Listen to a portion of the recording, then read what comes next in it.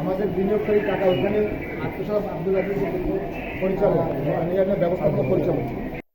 বরিশালে আবাসন ব্যবসায়ীকে শারীরিক নির্যাতন করে চেক ও স্ট্যাম্পে সই নেওয়ার ঘটনায় মোস্তাফিজুর রহমান লিটুসহ দুজনকে গ্রেপ্তার করেছে পুলিশ। রোববার দুপুরে নগরীর সদর রোড এলাকা থেকে তাদের গ্রেপ্তার করা হয়। জানেন যে আজকে সকাল থেকেই যে বিভিন্ন সোশ্যাল মিডিয়াতে বরিশালের একটি ঘটনা আপনার অনলাইন মিডিয়াতে ভাইরাল হয়েছে। তো ভাইরাল হওয়ার পরে আমরা বুঝতে পারি যে অগ্রণী হাউজিং এবং বাটলা ডেভেলপার্সের যে ব্যবস্থাপনা পরিচালক তার উপরে একটা মব তার অফিসে গিয়ে ওয়ান কাইন্ড অফ মব সৃষ্টি করে তার কাছ থেকে জোরপূর্বক তাকে চেক কিংবা টাকা পয়সার জন্য তাকে জোরপূর্বক চেষ্টা করা হয়েছে।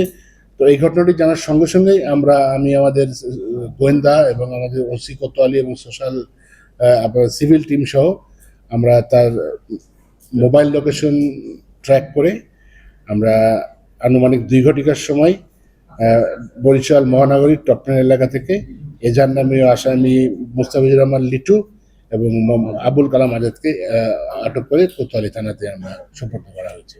ধন্যবাদ সবাইকে। গত ২৭ জুন সন্ধ্যার পর নগরীর সদর রোডের অগ্রণী হাউজিং অফিসে এই ঘটনা ঘটে। ভুক্তভোগী এমডি সিসিটিভি ফুটেজটি সামাজিক যোগাযোগ